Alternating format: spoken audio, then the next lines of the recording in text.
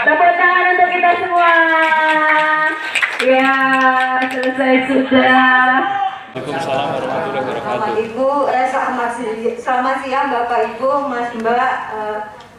Ini mungkin jam rawan nih saya sini nih, karena ini jam habis makan siang, terus pastinya mengantuk.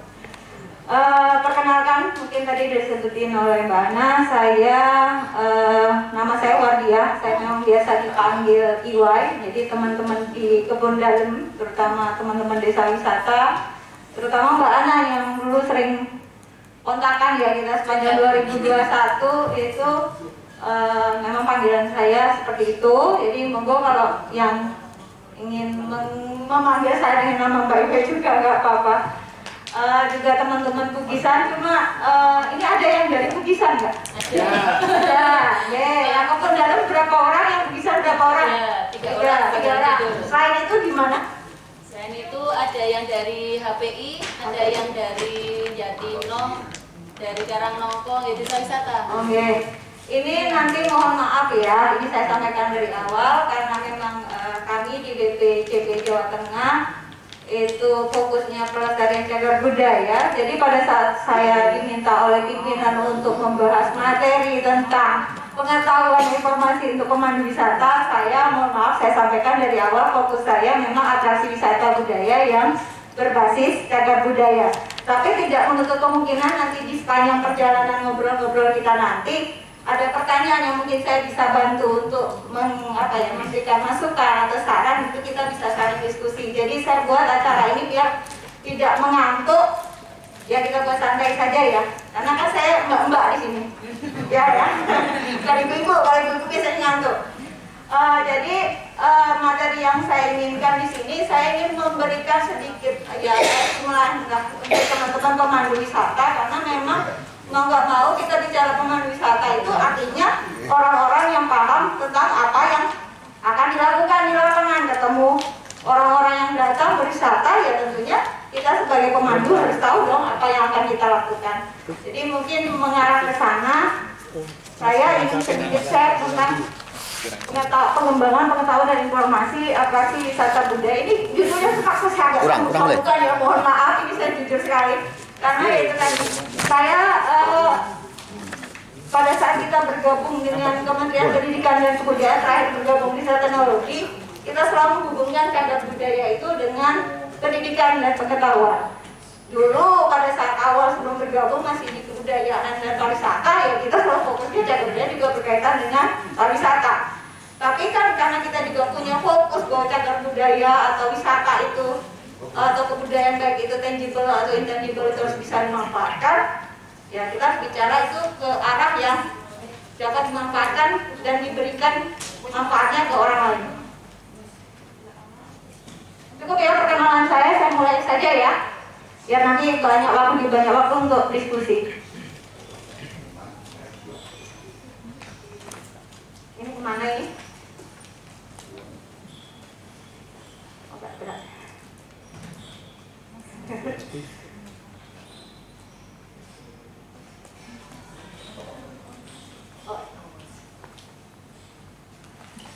Baik, mungkin kurang gede ya. Jadi mungkin tadi materi sebelumnya mungkin sudah membahas, tapi saya sedikit mengulang kembali karena wisata, wisatawan dan pariwisata itu adalah satu hal yang saling berkaitan dan saling memang harus dipahami. Itu adalah satu komponen yang harus dipahami bersama, terutama oleh para teman-teman yang berprofesi sebagai pemandu wisata. Jadi saya mengutip berdasarkan pada Undang-Undang Nomor 10 Tahun 2009. Wisata adalah kegiatan perjalanan yang dilakukan oleh seseorang atau sekelompok orang untuk mengunjungi tempat tertentu dengan tujuan rekreasi, pengembangan pribadi, atau mempelajari keunikan daya tarik wisata yang dikunjungi dalam jangka waktu sementara. Jadi kalau tinggal rumah itu bukan wisata ya, beneran tinggal rumah karena waktunya akan selamanya. Tapi kalau sifatnya sementara, itu baru kita bicara itu sebagai wisata. Nah, orang yang melakukannya itu adalah wisatawan. Ini bicara sederhana, tapi kan kita mendasarkan ini pada undang-undang. Jadi walaupun teman-teman pemandu wisata ya tetap harus tahu guideline kita pada saat melakukan pemanduan ya Undang-Undang Nomor 10 Tahun 2009 ini. Dan pariwisata adalah berbagai macam kegiatan wisata yang didukung berbagai fasilitas serta layanan disediakan oleh masyarakat, pengusaha, pemerintah, dan pemerintah daerah. Nah, disinilah kita di bagian pariwisata.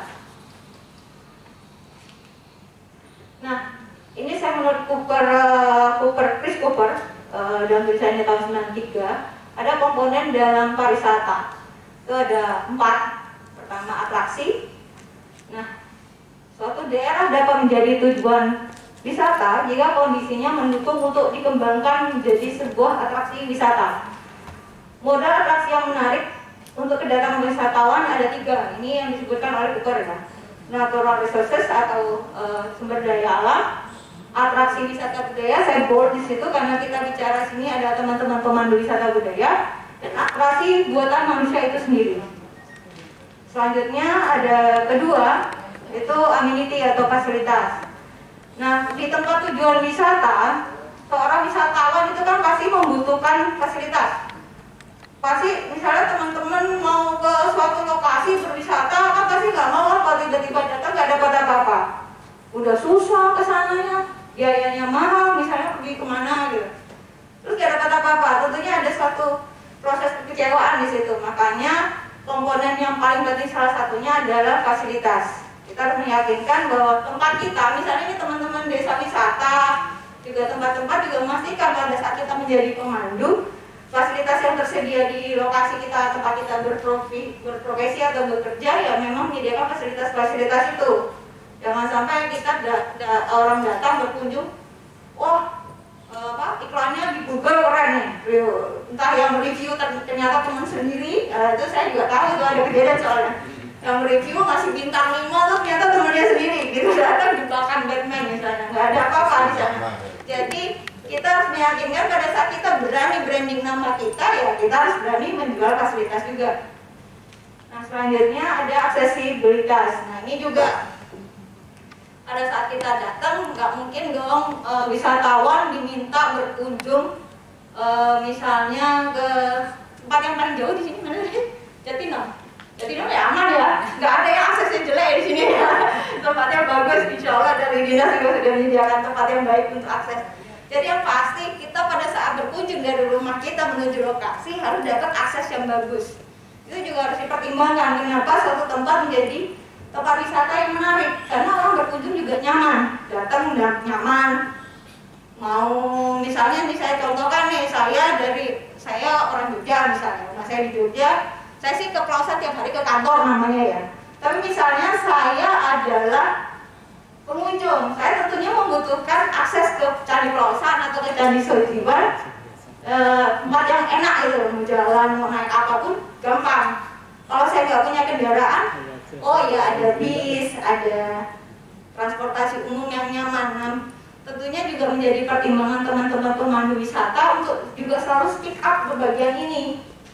Jadi tempat kita tuh nggak terkucil.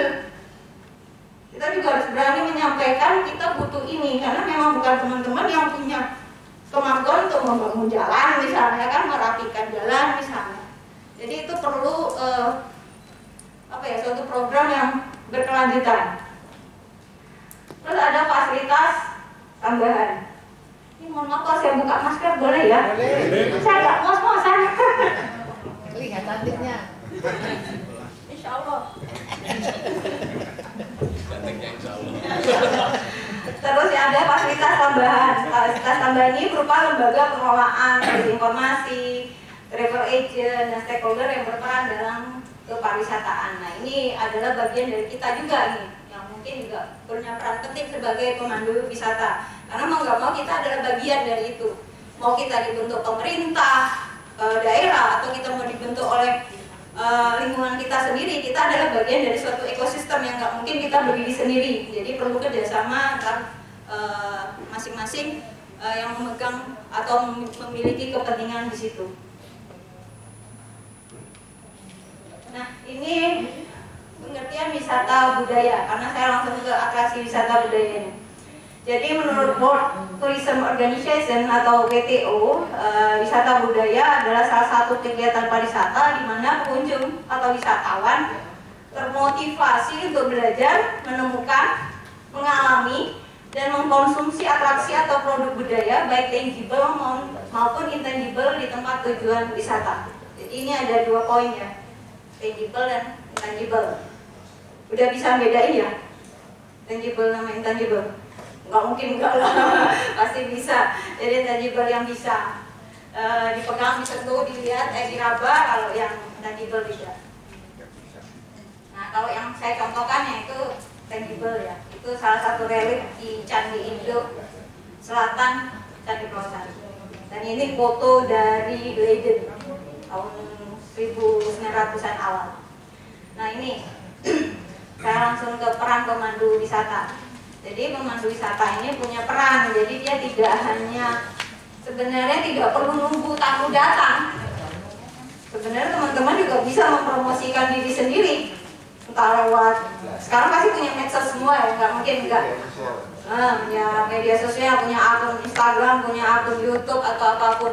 Saya kemarin sempat melihat suatu akun Instagram namanya Mas Dolan apa ya? Dia mempromosikan kegiatan jalan-jalannya dan akhirnya di-endorse sama Traveloka. Saya pikir teman-teman pemandu wisata juga bisa melakukan hal-hal tersebut. Kita nggak usah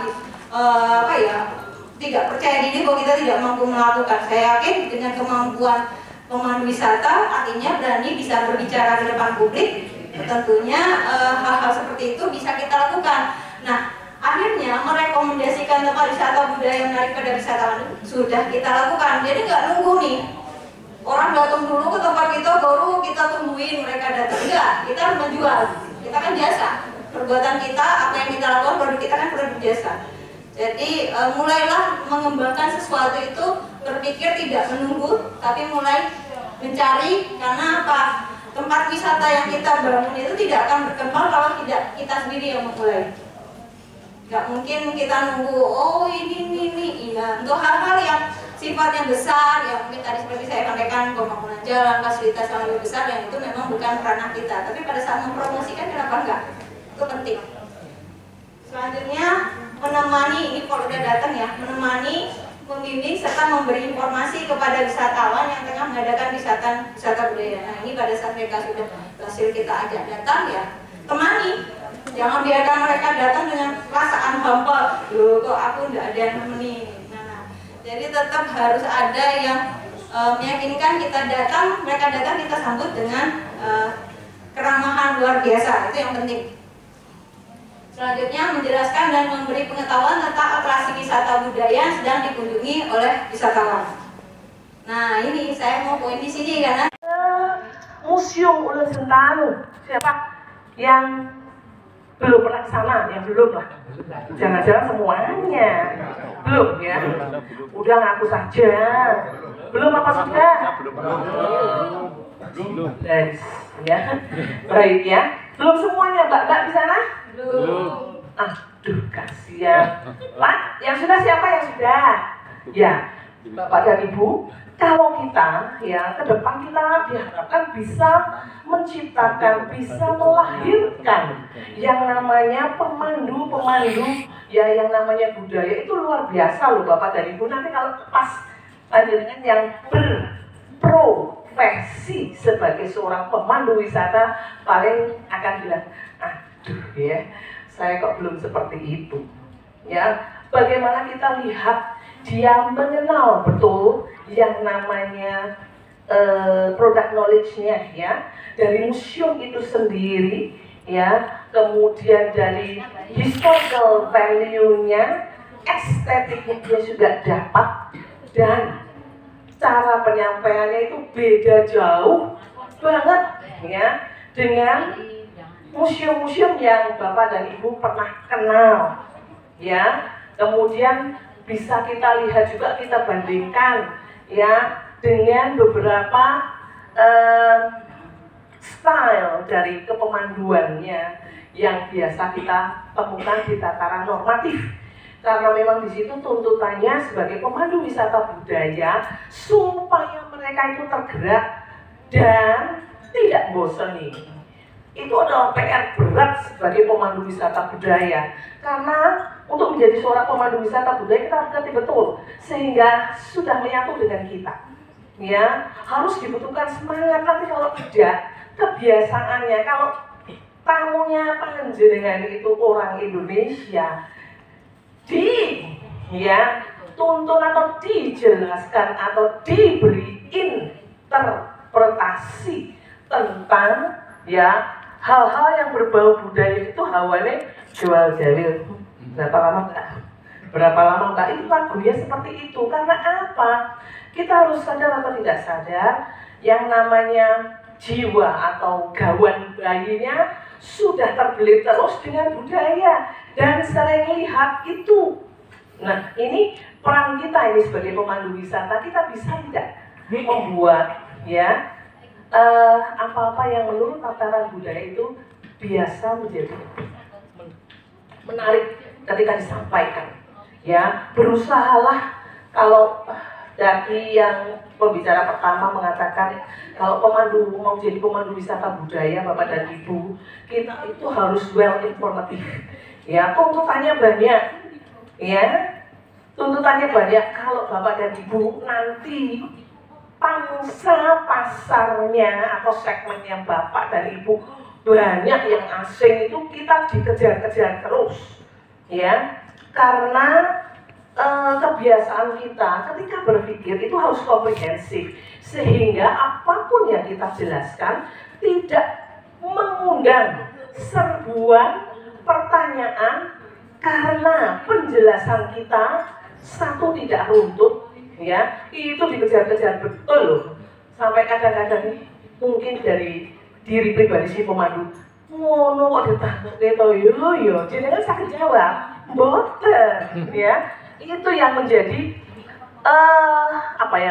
kilas balik, ya. Kita itu membutuhkan pemandu wisata budaya. Pemandu wisata budaya itu jangan enak-enak pol, ya, semuanya itu bisa kita jelaskan, tinggal seberapa menarik Bapak menyampaikan dan Bapak tahu detailnya. Masukkan ke filsafat kita sebagai wong Jowo. Kita itu senangnya muncul dengan filsafat bangsa kita sendiri ketika kita menjadi pemandu wisata budaya. Ya, kan banyak banget. Ya, enak sih kalau kita ya di mana? Candi Sejiwan kan enak tempatnya itu, nggak pernah berubah dan tidak pernah ya dipindah-pindahkan tempatnya ya di situ. Bapak dan Ibu itu yang berubah adalah lingkungan di sekitarnya. Itu sangat mudah. Tapi kalau kita sudah dikasih PIS untuk city tour ya di Klaten ya, temanya budaya, iya itu baru. Itu baru kita tahu rasa ya. Ini yang membuat Bapak dan Ibu itu kalau orang dewasa sudah berumur, dia tuh akan senang dengan budaya, ya. Tapi anak-anak muda, bagaimana kita membangkitkan, ya? Kita harus bisa, ya, mendekatkan mereka dengan apa yang menjadi tren sekarang. Karena tren wisata budaya itu paling tinggi peminatnya bagi khusus untuk wisatawan mancanegara yang kesini ya. Tetapi ya Bapak dan Ibu sekarang sudah juga ada perubahan, pergeseran. Kalau kita lihat ya trennya. Nah ini kalau Bapak dan Ibu bisa yang namanya mengawali ya untuk bisa ya menjadi influencer anak-anak muda untuk bisa menjadi pemandu wisata budaya. Karena pemandu wisata budaya ketoknya simple, tapi susah loh Bapak dan Ibu. Karena di pemandu wisata budaya kita harus punya specialty sendiri. Ya, kalau Bapak dan Ibu city tour guide, ya, otomatis suka tidak suka harus suka. Nah, karena isinya apa? Temanya pasti budaya, Bapak dan Ibu. Ya, kalau untuk pemandu wisata yang namanya domestik ya, kalau domestik kan memang demand atau kebutuhannya kan berbeda ya. Kalau untuk Bapak dan Ibu, bagaimana sih cara kita nanti matinya kita ketika kita menjadi pemandu wisata budaya, ketika melakukan city tour, itu adalah bagaimana kita menyampaikan materi itu ya, yang sama-sama orang Klaten itu baru ngono ya, bagaimana kita bisa ya mencari, menggali ya yang orang lain tidak tahu, kita bisa ungkapkan, kita bisa sampaikan secara menarik. Itu yang paling penting ya, tidak usah kita muluk-muluk. Pertanyaan saya Bapak dan Ibu, kalau jadi pemandu ya, ini yang domestik semua rata-rata domestik ya, pemandu wisata domestik dari desa wisata udah banyak ya yang dari desa wisata. Nah ini mulai sekarang kalau menjadi pemandu wisata budaya itu kuncinya satu Pak, rajin membaca. Membacanya sudah memang kita dienakkan dengan Google ya Bapak dan Ibu, carinya cuma di mana? Di portal apa namanya? Di portal, di Wikipedia. Kita tuh carinya jurnal Pak, kita nanti akan dituntut kalau nggak benar. Tapi kita bisa menunjukkan bukti itu baru dia akan diam. Karena sekarang ini sebagai pemandu wisata budaya kita mainnya, kita kan pemandu wisata budaya, perasaan yang nomor satu.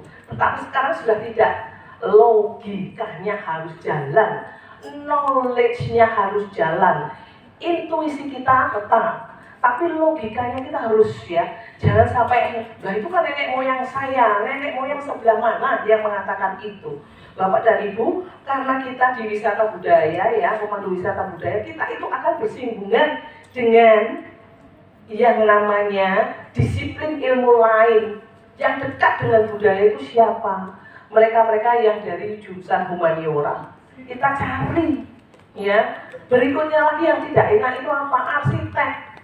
Ya, kok arsitek ke Bu? Iya, karena buku-bukunya ensiklopedia budaya ada di sana. Ya, peradaban kita juga belajar dari sana. Nenek moyang kita membangun candi juga dari sana. Bapak dan Ibu kan tidak tahu Candi Prambanan bagaimana dibangun. Gambarannya pertama bagaimana? Tidak tahu, bacanya dari mana, Wikipedia atau oleh dinasti. Tahu tidak awal mulanya bagaimana dia mengukur? Nggak pernah baca-baca itu. Katanya dapatnya brosur. Itu tidak bisa. Bapak dan Ibu nanti ketika kita sudah bisa mencari source-nya, main source-nya kita baru tahu. Oh, jadi Prambanan membangunnya seperti ini ya. Kita bisa ngerti bagaimana nenek moyang kita ya ketika membangun sesuatu pasti dieratkan dengan keyakinan mereka. Ya, apapun itu kesenian, tarian itu ada di sana Bapak dan Ibu. Dan Bapak dan Ibu itu jauh dari ensiklopedia. Bawaannya Google aja. Kata Google. Nah, kalau untuk pemandu wisata budaya kita memang sticknya itu ke arsitek Pak. Di arsitek itu kita belajar banyak. Oh begini ya, kalau Borobudur pembangunannya kita bisa lihat ada gambarnya. Bapak dan Ibu mesti senang. Coba ke Stupa Data, coba ke UGM. Kampus yang di sini yang negeri mana ya? Undip ya. Di arsitek itu Bapak dan Ibu nanti baru tahu ya, ya itu karena apa? Ketika kita menjadi pemandu wisata budaya, kita itu akan mati ketika kita menjelaskan estetika suatu bangunan. Maksud bangunan Jawa dengan aneka bentuk ya. Mengapa untuk yang namanya limasan seperti ini, filosofinya bagaimana, model prototipenya seperti apa, itu ada gambarnya lengkap, sangat paku-paku Pak. Kalau dia bilang, tuh lah kok telat yang ini ya, pasti akan bilang seperti itu. Nah, sudah dekatkah Bapak dan Ibu dengan hal-hal yang namanya nanti sebagai seorang pemandu wisata, Bapak dan Ibu kalau tanya sama saya, Miss, kapan divingnya naik ya? Kapan? Ya, ini kan kita sudah sertifikasi nih untuk pemandu wisata budaya. Bisa nggak ini nanti itu disampaikan ke Asita supaya divingnya naik? Bapak dan Ibu, ya, ketika Bapak dan Ibu itu sudah mendeklar, sudah certified, tuntutannya itu berat. Ya, ketika kemarin kita melakukan uji kompetensi di sini, ya, kalau membaca asesmen mandiri, Bapak dan Ibu paling cengar-cengir.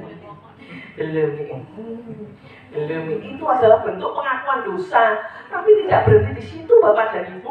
Monggo, saya belum melakukan ini, saya belum melakukan ini, lakukanlah. Ya, karena enak. Nanti kalau jadi pemandu wisata budaya itu pengennya, intuisi naik turunnya itu gede banget. Ya, contoh ini yang paling simpel sekali. Ya, matinya seorang pemandu wisata budaya itu ketika kita sedang menyampaikan suatu estetika bangunan, estetikanya loh Pak, ya belum ke value-nya. Kalau sejarah pasti, ya sejarah pasti. Tapi kalau orang Indonesia itu paling senang mengingat-ingat tanggal, bulan, tahun dan siapa nama itu sampai keserimpet lali. Lah, apa ya? Kan Bapak dan Ibu sudah harus tahu. Jadi pemandu itu jangan mempersulit diri. Hidup kita sudah sulit, saya juga sulit ya. Saya kalau jadi pemandu, saya selalu menyarankan try to ease yourself. Jangan mempersulit diri ya. Wah, kalau kita dibangun tahun dan diresmikan oleh ini, itu bukan the point ya. Poinnya itu dibangun di sana, dia tidak akan jual-jual. Kalau Bapak dan Ibu ragu itu kan ketahuan.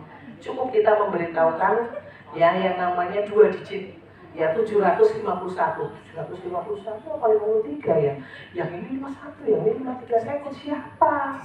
Nah itu kan pertanyaannya seperti itu Ya, kalau kita di candi-candi, menurut ini penemuan ini tahun sekian. Bapak dan Ibu cukup mengatakan, candi ini diketemukan oleh ya mereka yang berkebangsaan Belanda di tahun 1700-an. Tahunnya nggak jual-jual 700 pinter masuk, nggak ada. Ya, itu sudah kelihatan bahwa itu dari referensi yang kita punya itu ada yang namanya keraguan.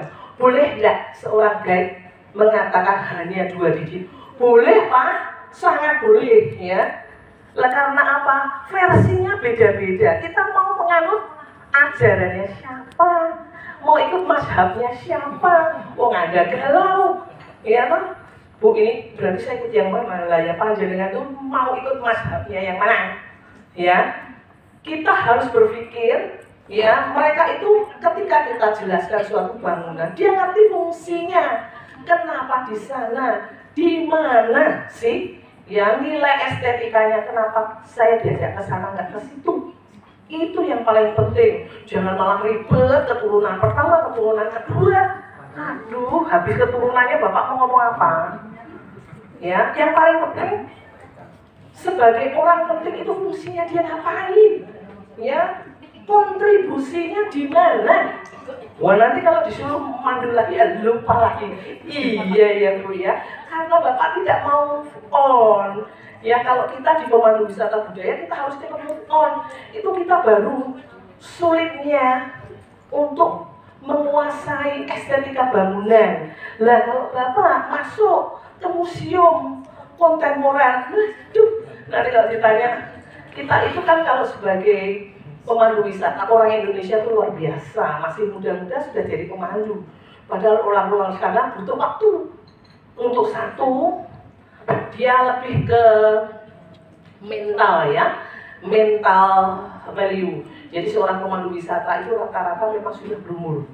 Ya, yang sudah berumur itu enak Pak. Hawale tamu itu ya di mana aja sama lah orang Indonesia sama di sana. Kalau piknik itu pengennya murah.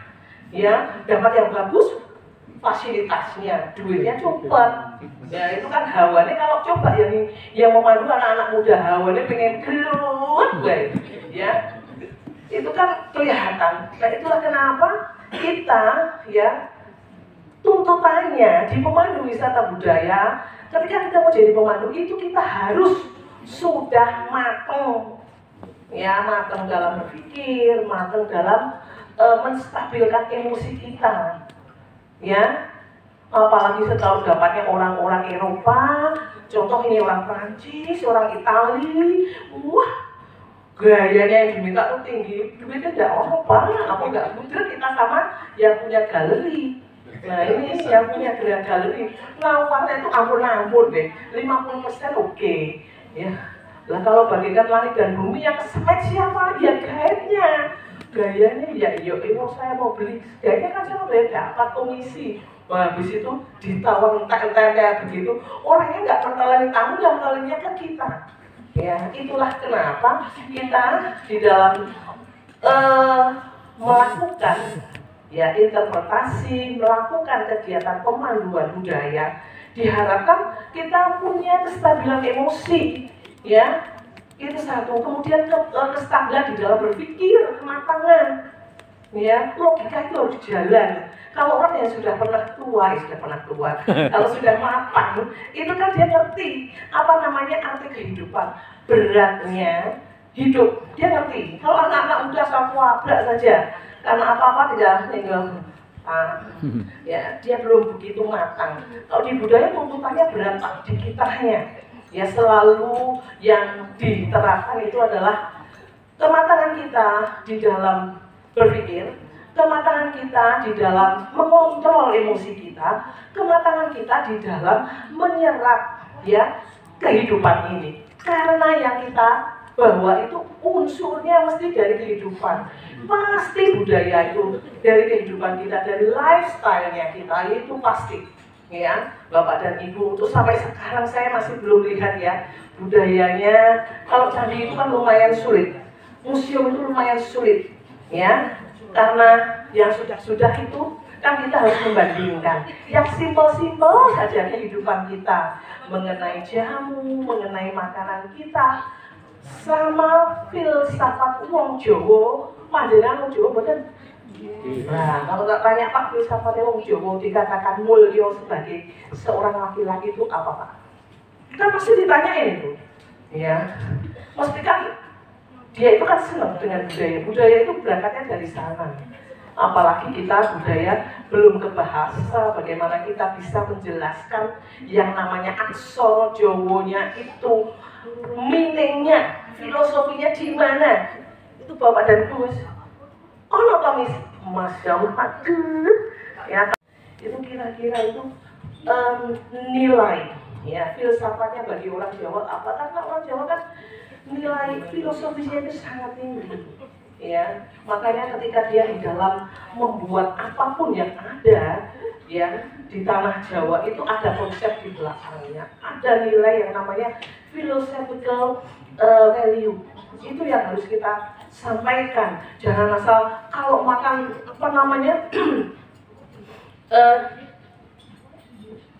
nogosari, kemudian makan mendut, makan asal ditemplok saja. Anda harus bisa menjelaskan supaya orang itu mau menerima dan bisa menghargai budaya kita. Kemudian tadi ya, yang namanya dari beras ketan itu tinggi sekali loh. Buat orang Jawa, ketan dan beras itu jadi satu, pasti dipadu-padankan dengan setiap kali budaya Jawa pasti ada pisang. Ya karena apa? Karena itu lambangnya kehidupan. Orang Jawa itu pengen orang itu ingat terus. Jangan lupakan Jawa. Jawa akan ada di pikiran mereka karena dari ketan, raketnya pikiran. Jadi Bapak dan Ibu, kalau Bapak dan Ibu lihat jajanan pasar itu semua dari beras ketan. Ayo kapan-kapan kita baca lagi, ya, baca berdua lebih asik, sama-sama enak. Begitu ya Bapak dan Ibu. Belum nanti kita kalau pas di budaya itu kan paling asik ya. Kalau kita jadi situ tour guide, tiba-tiba ada tetangga kita yang kawinan guys, ya ditanyain kawinan, lu panjenengan mau Jawa pernah ya? 2 kali Bu, 2 sampai 3 kali kalau ditanya philosophical meaningnya sendiri, ya di pesta apa namanya perkawinan itu bagaimana kita bisa menyampaikan secara menarik kepada tamu kita. Ya ada BKTP, kemudian ada lempar-lemparan, ya lempar-lemparan syirik, ya syirik itu sendiri kenapa sih orang Jawa sekarang kita nggak pernah ya menjumpai orang tua kita yang apa namanya Sumatera itu masih ada, itu juga tinggi sekali loh, dari sini dibawa sampai mereka yang ada di Sumatera, padahal itu kan miliknya budaya Jawa. Jawa sendiri mengangkatnya Pak Jawa nih Pak, ya ini yang repot.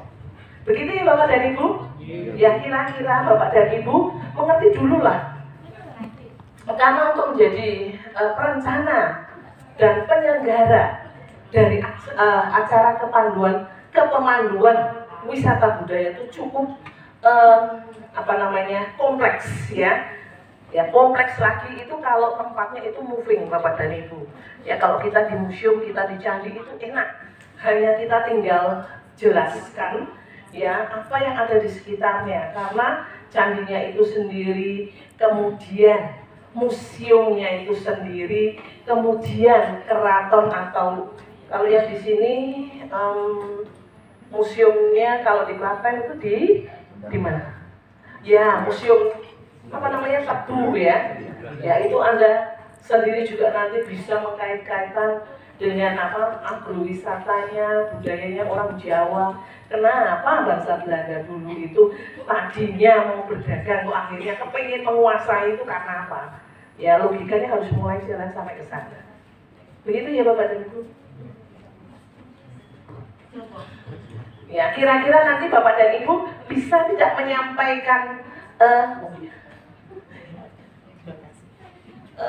menyampaikannya menjadi lebih menarik lagi ya.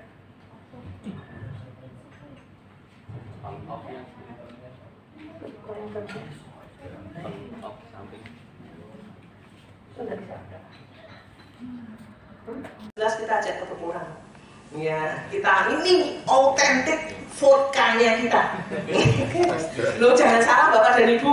Bapak dan Ibu ketika saya bilang betulan, ciu. Wah, begitu bentuknya sekarang sudah modern. Bapak dan Ibu nggak ditaruh di apa ya?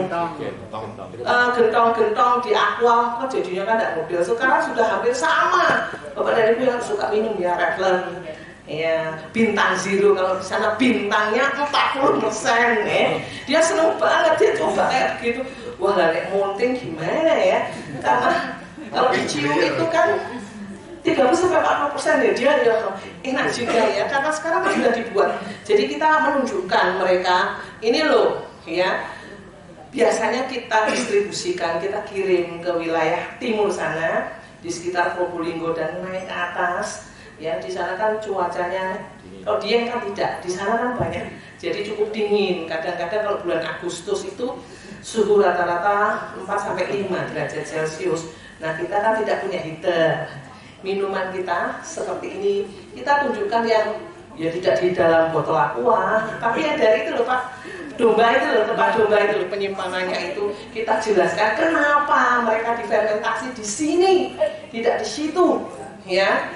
Apa yang membedakan di cita rasa, bau, ya, sama kandungan yang ada di sana. Bukan kandungan ibu, bapak dan ibu itu masih senang. Dia coba habis itu, kita bawa ke mana? Dekat rumahnya Butin Soeharto itu loh, ngapain? Ya, di dekat Kalitan kita cek ke pasar, kita kasih uang 40.000, udah kita kasih resepnya, belanja. Dan belanja dia masak sendiri ya, dinilai sama ibu-ibu yang lagi petang, ya. Dia masak. Kita ajak makan bersama.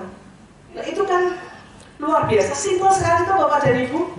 Nah itu yang prospeknya yang besar ketika di Klaten itu kalau yang tinggal dekat-dekat dengan candi-candi itu loh, jangan berdiri candi sendirian. Jadi gaet candi kendel. Jangan kendel Mas. Nah ya, ayo diikutkan supaya apa? Supaya keluar lagi duitnya. Spendingnya itu supaya keluar, tidak cuma bayar tiket itu aja sama gaya, tapi dia akan senang ya. Experience itu mahal harganya. Padahal itu kan biasa-biasa saja tuh Bapak dan Ibu. Wah ya biasa Mbak, nek ada tamu bisa enggak Bapak dan Ibu membuatnya seperti itu? Karena itu butuh yang namanya gebrakan Bapak dan Ibu. Ya mereka diajak ke rumahnya itu sudah luar biasa. Untuk bisa kita jelaskan. Ya, jelaskan mandinya kita, ya dia itu tidak biasa mandi seperti itu. Kemudian ya biasalah, ya dia itu begitu lihat WC kita begitu dia mikir, piye caranya ya. Itu kan pengalaman yang luar biasa mandi itu bagaimana. Sekarang sudah baik, sudah dibantu dengan Lonely Planet, ya Lonely Planet Survival to Indonesia. Mereka sudah diajari. Ya, mandi gambarnya begini dengan kayunya, pipis ya agak jongkoknya itu nggak bisa bangun dia. Ya, nah kita sudah mendampingi mereka dengan harapan terutama ini ya orang-orang asing ketika ikut wisata budaya kan maksud kita mereka akan kita ajak untuk menikmati makanan kita. Ketika mereka kita ajak mencicipi masakan Indonesia itu kaget perutnya Pak Mencret itu nomor 1 ya. Apapun ya kalau di Indonesia yang lain nggak penting, cabai nomor 1 ya. Buat mereka itu pedesnya itu karena merica. Dan yang satu kita kan paling senang minum es teh dengan es batu ya. Dulu kan kita memproduksi es batunya kan dari air mentah sampai ditulis di bukunya Londo-Londo saya kasih cross out, jangan minum seperti ini di Indonesia, dilarang keras. Sekarang saya sudah bilang, yuk yang dari timnya Lonely Planet dia juga harus kita sadarkan kita sudah tidak zaman jahiliyah, hello ya, kita ajak mereka ke rumah biasa, tunjukkan es batunya kita sudah tidak seperti itu. Buka kulkasnya ya begini. Sekarang dia sudah mau minum es batunya kita, sudah nggak ditandai merah lagi. Itu kan ya lumayan ngisi-ngisi, tapi memang benar ya Bapak dan Ibu, es baloknya itu bikinnya di pabrik es batu itu yang kadang-kadang merusak citra apa namanya kuliner kita. Tapi sekarang sudah baik ya, kita sudah mulai tata, kita juga supaya dari bukunya Lonely Planet itu ada perubahan sampai kita ajak ke warung-warung ya sampai ditulis detail. Badak itu harganya 1.000, tahu petis itu dari ini-ininya. Kalau mau mencoba ditulis komplit jerit Pak. Tahu petis, makan soto cocoknya. Kalau anda orang ini dikasih nih surungannya apa? Jangan kaget kalau soto seger itu dikasih limpa jeroan-jeroannya di foto. Blaze ya. Ya sudah nggak apa-apa karena itu bagian dari apa ya, pelengkap buat mereka sih kondimennya. Ya, karena kalau kan dibilang kalau anda kepengen experience-nya jadi wong Jawa jajal. Ya itu dari apa tuh? Ginjal, apa paru? Ya, saya sendiri ya geli banget. Ya, di situ sudah difotokan. Ya, yang cocok untuk mereka itu soto. Ya, soto sampai ada gambarnya. Soto tempo dulu hanya kasih sate kerang sama begedel dan tempe. Sekarang deret-deret pilih yang mana, ya. Nah itu sudah luar biasa. Kita tunjukkan ke mereka supaya mereka itu untuk backpacker dia berani mencoba. Itu salah satu ya makanan kita, favorit kita. Pagi itu kalau nggak nasi goreng, soto. Ya kalau di luar itu kalau buat kita itu menu-menu frustasi. Kalau saya sama sensor saya, apa yang paling laris ya menu frustasi itu. Kalau nggak mie, nasi goreng ya, mukanya kayak kanan kiri ditanya nasi goreng nggak? Nasi goreng dia itu harus di apa ya namanya? Diberikan pencerahan ya bagaimana orang Indonesia bisa survive karena kita itu mati ditanya kalau untuk teh lumpenya berapa ya sehari guys ya kan saya kan mestinya guys ketika kita lihat dari UMR kita kan breakdown 25 hari dan UMR kita saya bilang 3.500 kita bagi 25 bagi dolar perharinya itu kita itu dihargai berapa? $6. Nah itu kalau pas menerapkan saya harus hati-hati. Saya bilang orang Indonesia itu kalau kita PNS sudah dapat beras dari pemerintah, kemudian health problemnya. Kalau kita yang di swasta, anak ibu harus kompak. Ngapain? Ya kerja sama. Ya, supaya kalau nggak gitu nanti bapak dan ibu dapat IP-nya dari mana? Ya, kan dia akan mengumpulnya dari sana. Bagaimana kita itu bisa memanfaatkan apa yang ada, ya? Karena di Indonesia itu kan iklimnya tropis, ya. Butuh yang namanya karbo. Mereka lihat kita sehari makan 3 kali ya semangat Pak. Ya. Tapi bagaimana kita bisa mengurai, ya? Budaya kita kalau nggak ketemu nasi nggak bisa Bu. Belum dikatakan belum makan. Lontong gitu belum, ya. Iya, padahal ya sama-sama nasi. Ya mereka nanti ya kalau pas kita jelaskan begitu ya 3 kali. Lah iyalah, nasi 3 kali buat kita kalau nggak ketemu nasi 3 kali rasanya dredeg. Buat mereka malah melotot kita. Ya, itu adalah bagian dari budaya kita karena kita hidup di iklim tropis. Kita butuh energi yang luar biasa. Ya, kalau mereka yang di kota, dia kerjanya di kantoran enak. Lah kalau kita rata-rata masyarakat Indonesia itu seperti kerucut terbalik. Jadi kita lebih banyak kerja di lapangan. Jadi kita butuh karbo yang banyak. Ya, itulah kenapa Indonesia di mana-mana itu kita selalu memanfaatkan tempat untuk menanam padi. Lah baru nanti kita bisa membandingkan ya. Kalau berasnya Delanggu itu harus kita sampaikan kepada mereka ya betapa enaknya ya ketika Anda mengkonsumsi yang rojo lele dari Delanggu nggak usah diapa-apain nasinya sudah cari tempatnya sendiri ya kita bandingkan dengan yang ada di California kan di California juga ada ya beras yang small grain seperti itu jadi supaya mereka ada gambaran ya dia nggak ngerti modelnya beras atau padi itu kayak apa tuh nggak ngerti, dia sampai mumet sendiri. Nanti bapak dan ibu kan bisa menayangkan dalam audiovisual sehingga nanti kita bisa membuat perbandingan dari sisi pertanian kita itu memang belum secanggih di Thailand ya.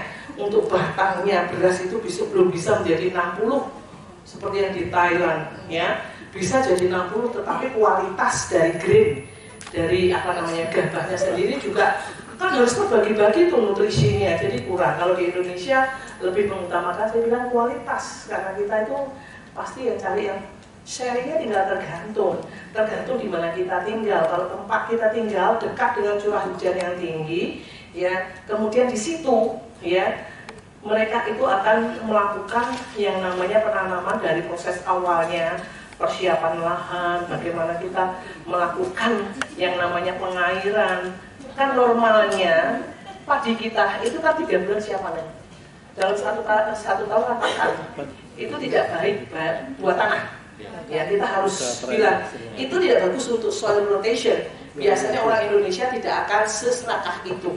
Masyarakat Jawa itu sangat perhitungan dan dia itu sangat menghargai alam sekitarnya. Seperti yang dituntunkan oleh Dewi Sri. Jadi kita pasti butuh 3-4 bulan itu tidak kita tanami yang namanya padi. Kita pakainya apa? Palawija. Nah, sekarang masyarakat Jawa itu sudah semakin pintar.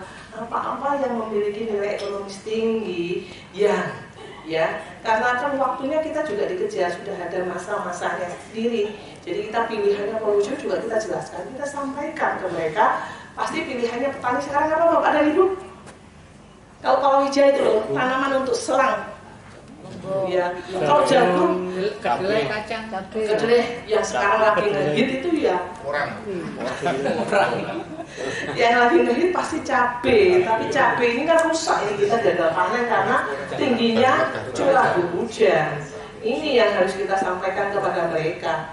Ya, itu kan sederhana karena nanti pasti Bapak dan Ibu akan lewat sawah terus ke piye Bu.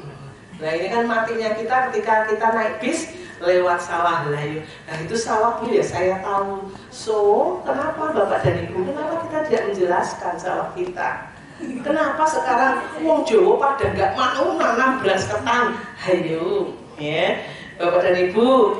Ya karena apa? Wong Jawa itu sekarang itu boleh dikatakan kita kan hidup itu butuh biaya. Nanam ketan itu butuh waktu. Lama sih. Lama, ya. Karena yang namanya bisa menikmati ketan secara utuh itu dibutuhkan perjuangan yang luar biasa. Ya, ketika kita menanam juga butuh waktu yang lama dibandingkan padi. Ya, ketika kita mau memprosesnya menjadi makanan utama juga takes time. Butuh tambahan air, butuh tambahan yang lain yang semakin nikmat. Kalau kita bikin lepet, kasih keterangan milk apa itu? Parutan kelapa. Santan, ya. Baru nanti kita bisa menikmati, dikasih apa ya? Selingan di dalamnya bisa nangka, bisa macam-macam, nanti jadinya lain. Nah, itu butuh perjuangan yang luar biasa. Syukur-syukur nanti Bapak dan Ibu bisa melihat petani itu kan kalau di sawah itu kan tidak semua prototipe beras ada. Mana ya C4, mana IR, mana ini kan kita harus bisa menjelaskan. Bapak dan Ibu sudah belajar sampai ke sana belum? Mati ya. Ya, aduh, karena kita tuntutannya sampai ke sana Bapak dan Ibu di budaya. Supaya nanti dia bisa menghargai bagaimana prosesnya ketika dia itu bisa menikmati suatu makanan, bagaimana nilai jerih payahnya. Ini pesan moralnya sih kita sebagai orang Jawa harus kita sampaikan supaya mereka itu bisa menghargai budaya Jawa, Bapak dan Ibu. Ya, enak sih kalau kita lewat di pesawahan, enak banget sebagai pemandu wisata budaya. Budayanya juga kaget di mana-mana selalu penuh ya dengan apa namanya sawah atau rice field. Orang Indonesia 265 juta 3 hari sehari 3 kali makan beras langsung. Wah iya, kita di iklim-iklim yang seperti ini nanti Bapak dan Ibu ini bisa memudahkan kita. Yang penting di dalam pekerjaan kita sebagai pemandu wisata budaya, bagaimana kita bisa memberikan experience ya buat tamu kita untuk dia pelajari ya, untuk diingat. Kalau hanya lewat kita jelaskan dia tidak bisa. Kita lewat, hentikan, kita ya beritahukan ke mereka, kita jelaskan ini loh seperti ini, supaya dia nanti ya juga mengerti. Karena pada dasarnya mereka itu kalau ini kan dilatih ya, apalagi nanti kalau Bapak di daerah pesisir ya, bagaimana kita mengenal masyarakat, karakter orang pesisir. nek suaranya ya mesti buanter ya, karena apa? Dia setiap hari harus berjuang teriak-teriak melawan ombak ya. Pasti keras-keras beda dengan orang Klaten. Orang Klaten kan dekat dengan keraton ya, pasti alusan. Kalau nanti ditambah tamunya dari orang Sumatera, waduh, orang Medan kaget, omongannya buanter yang koyoknya ngamuk, tapi memang karakter suaranya seperti itu. Biasanya sok kaget orang Klaten, Ngayu Jogarta, kemudian Surakarta, mesti kalau ada orang Sumatera, wih ngamuk, omongannya itu loh ya. Karena memang karakternya mereka seperti itu, Bapak dan Ibu. Ya, baik. Nanti sambil saya menjelaskan, silakan loh, Bapak dan Ibu boleh bertanya.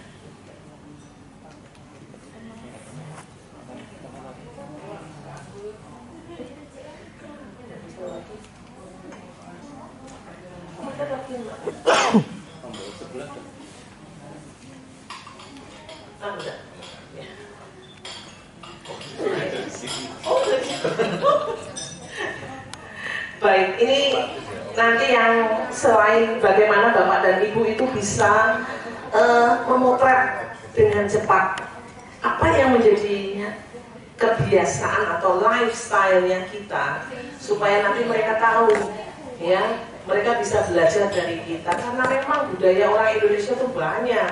Itu belum ke ya, orang Indonesia di mana-mana pasti senangnya humaniora. Kalau ada waktu lenggang itu pasti untuk nyanyi ya, pede, suaranya serak-serak nggak karuan ya, pokoknya mau jadi pejabat enggak, kalau nggak mau jadi pejabat ya nggak usah, tapi kalau mau jadi pejabat harus bisa nyanyi ya, Bapak dan Ibu. Nah, kita itu pede habis, beda ya nanti dengan tamu-tamu kita. Nah, di dalam perencanaan kegiatan kepemanduan wisata budaya, Bapak dan Ibu harus bisa mengerti nih profil dari wisatawan itu sendiri, karena ya profil wisatawan kita bisa nilai dari 3 benuanya. Kalau asing loh ya Bapak dan Ibu. Bagaimana dengan wisatawan domestik? Bagaimana kita bisa memetakan profil wisatawan domestik dan mancanegara ya? Kalau untuk prototipe wisatawan domestik ya, kita bisa lihat berdasarkan pulau besarnya. Kita bilang grupnya orang Sumatera, grupnya orang Jawa ya, grupnya orang Indonesia bagian Tono, bagian timur ya. Profil wisatawan itu perlu kita mengerti supaya apa? Supaya kita bisa mengerti apa yang menjadi preference-nya, apa yang menjadi tingkat kesukaan mereka ketika mereka ya melakukan perjalanan wisata. Yang namanya wisatawan enggak domestik maupun mancanegara, preferensinya itu pasti akan kelihatan ketika dia piknik budaya sendiri. Oh, ketahuan banget. Ribilnya ketahuan. Karena apa? Tidak difasilitasi, keluar duit. Ya, ini yang harus kita waspadai Bapak dan Ibu. Ketika COVID ini di 2020 sampai sekarang ini ya, 2022, wisatawan mancanegara itu yang datang kan bentuknya kecil-kecil. Boleh kita bilang sih fit ya, for individual atau family. Ya, kalau family itu jelas dia bayar sendiri, dia keluar uang. Kalau piknik ya, tidak ada yang dapat uang kecuali si guide. Guide kan tidak piknik, tapi kita kerja, wajar tidak dapat uang. Tapi kalau wisatawan itu buang uang.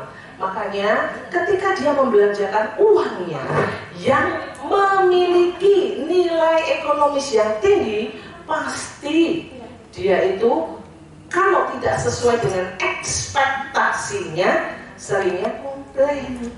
Ya, kita sebagai pemandu wisata budaya, kita harus mulai nyampaikan ini. Ketika kita mendapatkan guide order dari biro, dari HPI, mereka sudah menyampaikan record file-nya si wisatawan, dia habis dari mana dan orangnya berbahasa apa. Pasti sudah disampaikan. Enggak cuma gini, besok kamu tanggal 23 off dah, ini ada tamu lu, mau? Oke, pasti ada buntutnya. ini adalah rombongan yang kemarin pasti kita sudah diberitahu, apalagi kalau ada sejarahnya, ada jejak sejarah, ada jejak rekornya. Kemarin mereka itu barusan pulang dari Bali. Kemarin itu dia komplain, yang Anda bawa ini adalah dirutnya, dan keluarganya. Nah ini kita sudah mulai ancang-ancang, ya itulah kenapa ketika seorang pemandu wisata budaya menerima job untuk bekerja, baca dulu, pahami dulu profilnya mereka. Jangan asal siap kemana? Besok kan jemput tamunya, dia nggak tahu record filenya. Karena di profil wisatawan itu, ketika kita tahu dia datangnya dari apa, ketika kita memberikan penjelasan, contohnya ya berdasarkan asal si wisatawan. Kalau dari Sumatera, Pak Bu, kalau di Sumatera, gedung ini hampir sama prototipenya Bapak dan Ibu ketika menikmati Sumatera ini sudah mana ya. Kan kalau orang-orang Jawa itu kan mesti hidangan utamanya aneka gedung, coklat, gedung-gedung itu ya.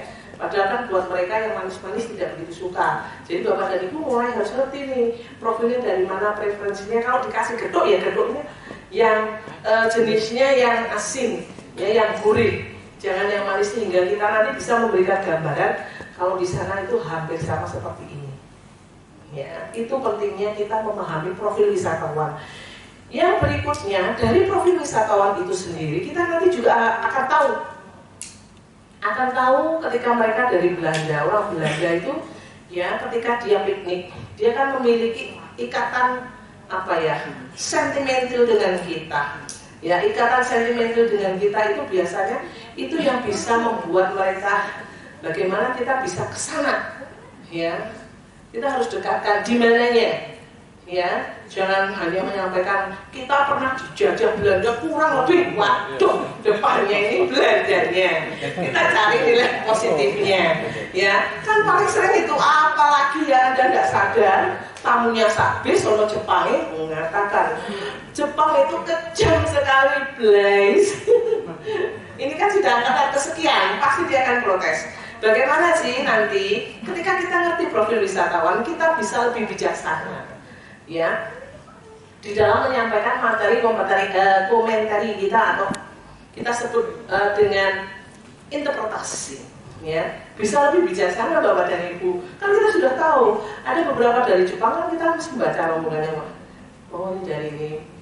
Kita sebagai seorang pemandu wisata budaya dituntut lebih bijaksana.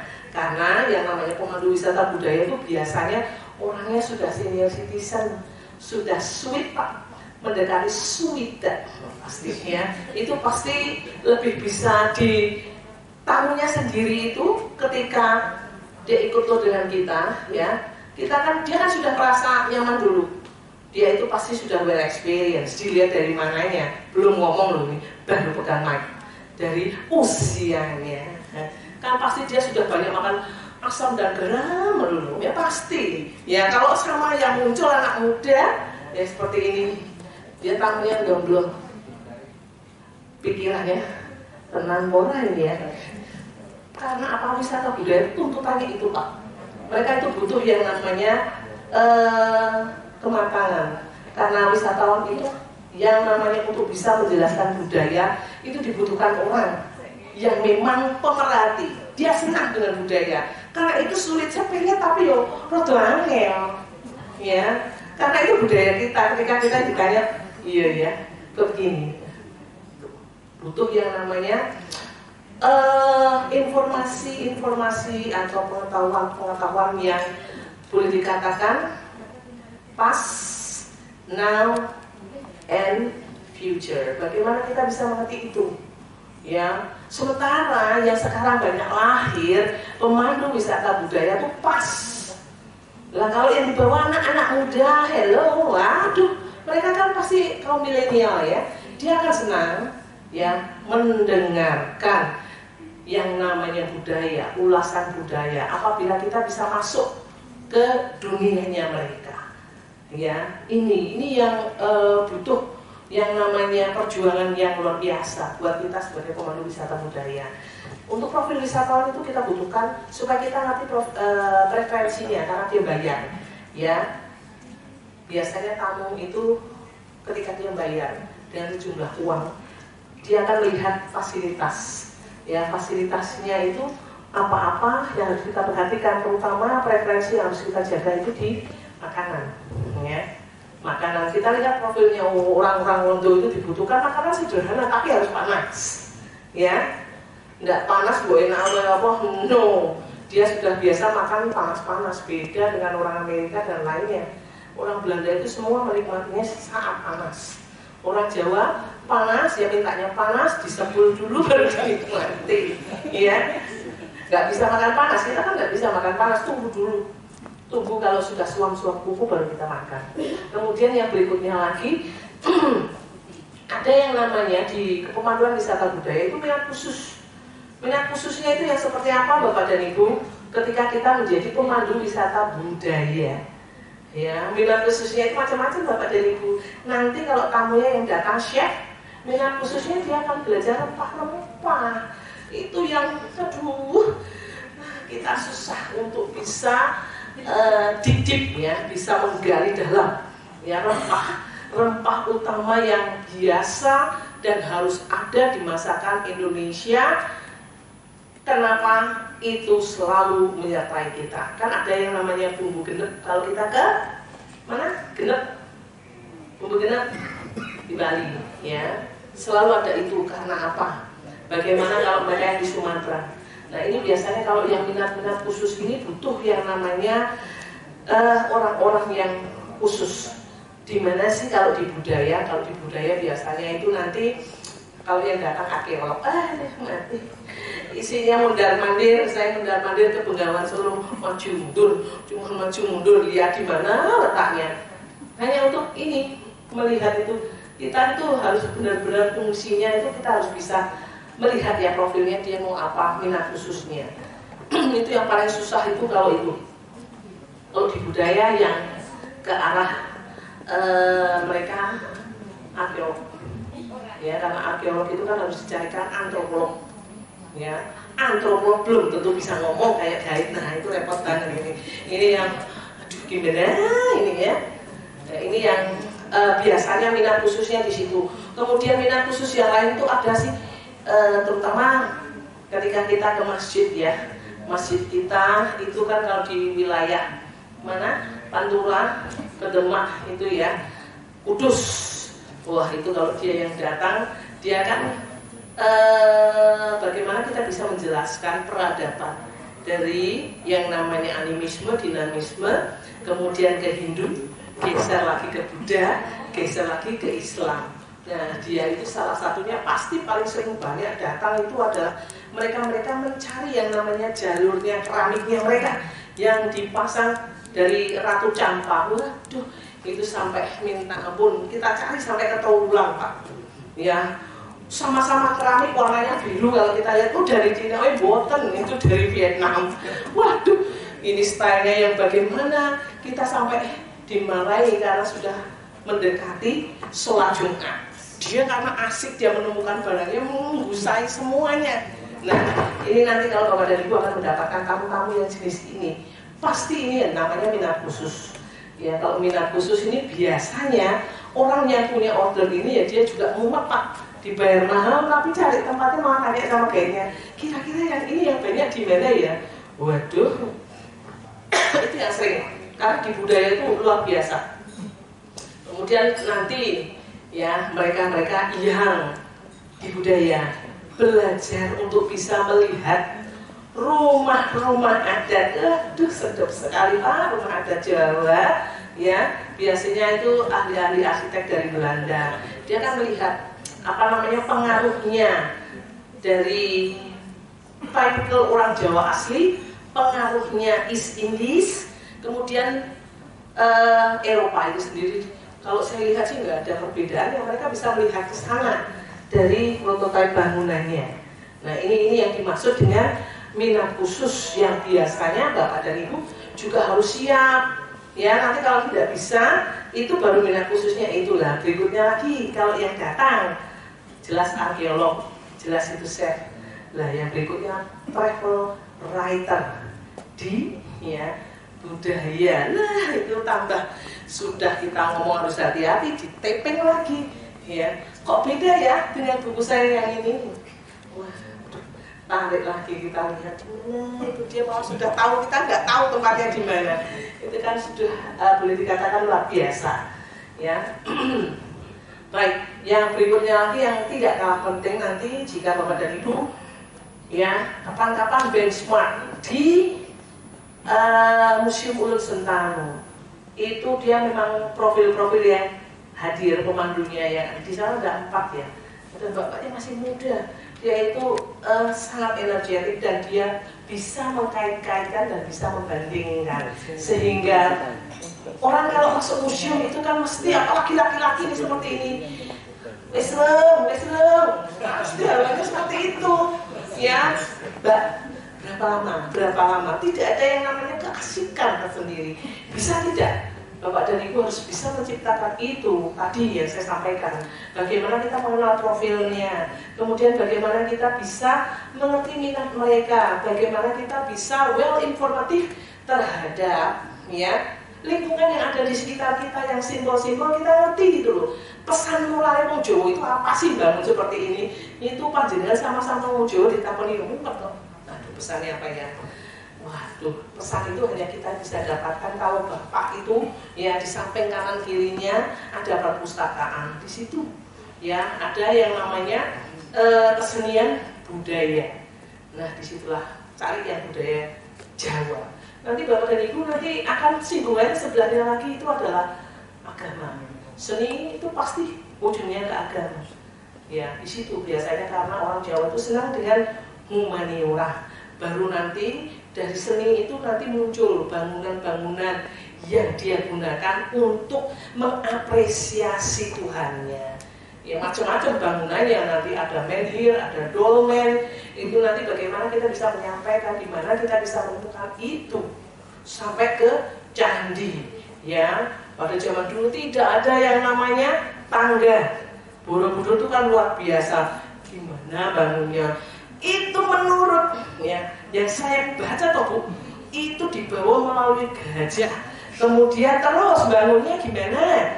Ya ditata terus ke piye gitu ya. Nanti Anda kan bisa melihat dari buku ensiklopedianya itu dari tahapan awal pengukuran, pemilihan tempat itu sudah ada. Jadi kita tidak asal ngawur, tahu-tahu di situ dibangun toh Bu. Biasa waktu kita nonton itu loh Bu, dia apa? Sinetronnya apa? Brahma Kumbara. Duh guys, ya. Ini yang saya yakin teman-teman itu jauh dari ensiklopedia. Ya, padahal di situ enak Bu. Kalau kita baca ensiklopedia, enaknya kenapa? Itu bergambar. Dulu kan masih pakai bahasa Inggris semua, sekarang bahasa Indonesia. Produksinya dari Grolier, ya. Itu Lodo yang bikin kayak gitu, kita sing duwe kok yo ora ngerti.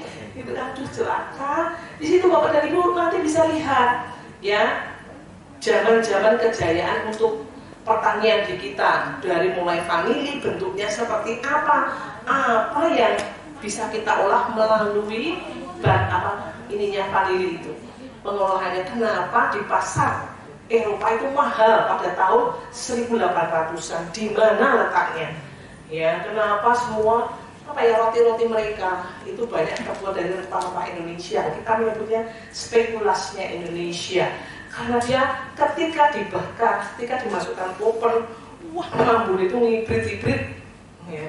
Itu nanti Bapak dan Ibu bisa baca, oh ini toh yang bisa membuat cita rasa makanannya itu jelas ya. Bapak dan Ibu nanti kalau jalan-jalan ke luar negeri, rokok kreteknya kita dengan rokoknya mereka itu beda loh. Rokok sama-sama rokoknya. Nanti buat mereka itu kalau disuruh merokok punya kita kretek ya, atau yang pakai filter ya, dia mesti manis ya. Buat kita manis, sekarang di kita dikasih saus. Saya juga, waduh orang Jawa ini kalau pas kita di Singapura, kemudian kita di Eropa, kalau kita merokok boleh toh kita bawa satu pak sehari. Di sana ada. Tapi kalau kita menyalakan itu, orang pada lihat ini meng ya, karena baunya kayak marijuana, semua orang mesti lihat. Mambune teng-tengsek. Itu karena apa? Saus kita. Yang itu yang harus Bapak dan Ibu perhatikan baik-baik ya. Ketika nanti bagaimana sih perilaku kita? Kan yang namanya pemandu wisata tidak cuma hanya di sini. Kita harus mencari perbandingan. Bisa tidak keluar, jangan pelit-pelit terhadap diri sendiri. Uangnya ditabung, lihat kita jadi bisa benchmark. Oh gini ya. Kalau yang punya Klaten, yang punya candi itu ke Angkor Wat. Nanti di sana ya bisa jengkel sendiri. Wah, punya aku lebih indah. Ya, orang sana tuh pintar-pintar. Apa politiknya pintar-pintar? Hampir sama Angkor Wat itu dengan Candi Prambanan. Cuman Candi Prambanan kan dibuat untuk mempermudah pengunjung. Ya, ternyata otentisitas suatu bangunan cagar budaya itu lebih diminati wisatawan mancanegara Eropa, Amerika, kemudian Australia. Dia lebih suka, dia harus berkeringat. Bener, kalau saya lewat itu ambruk ya kepada ya. Itu ya ampun, minta ampun, luar biasa pengunjungnya. Seperti itu hanya untuk melihat. Itu sama seperti Candi Prambanan di tahun ya 86. Saya ke sana dekat dengan masyarakat itu sudah seperti itu modelnya. Cuma di sana bersih gitu aja. Dia tidak ubah-ubah. Coba ini apa ya, mispersepsi. Nah, buat kita kan semuanya landscapingnya ditata sedemikian rupa. Ya, kalau mereka itu sekarang sudah tidak suka. Ya sukanya yang otentik. Sama lah kalau kita, kalau panjenengan kulineran carinya yang otentik. Kan kita kategori kasepuan. Kasepuan kita cari ini sih orang neko-neko. Ya anak muda itu dulu itu di YouTube ini. Nah, kalau kita mesti cari otentiknya. Sana itu orang-orang semua seperti itu. Oh ya, oke. Begitu ya Bapak dan Ibu, nanti kita bisa tidak menciptakan apa intuisi tetamu kita next tununya supaya muncul. Karena di budaya itu sebenarnya gampang. Tinggal Bapak dan Ibu bisa mengemasnya tidak. Ya. Kebiasaan buruk orang Indonesia itu lebih senang humaniora.